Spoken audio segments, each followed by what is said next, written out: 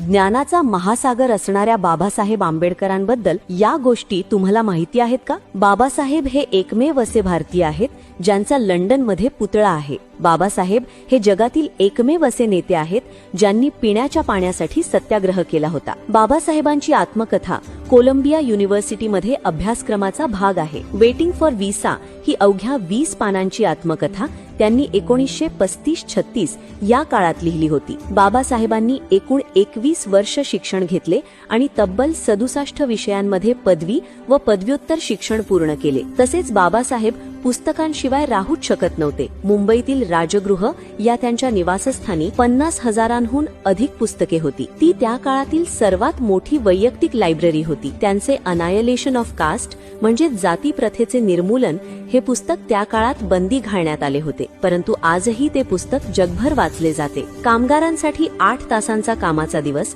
गर्भाधारणेदरम्यान पगारी रजा असे अनेक महत्त्वाचे कायदे अस्तित्वात आणणारे बाबासाहेब होते. परंतु इतके सर्व करूनही त्यांना हयात असताना सरकारकडून एकही मोठा पुरस्कार देण्यात आला नाही आणि मृत्यूनंतर 40 वर्षांनी त्यांना भारतरत्न हा सर्वोच्च सन्मान देण्यात आला. ज्यांनी पाण्यासाठी लढा दिला, पुस्तकांना शस्त्र बनवले आणि संविधानातून कोट्यावधी लोकांना माणूस म्हणून उभे केले ते म्हणजे डॉक्टर बाबासाहेब आंबेडकर.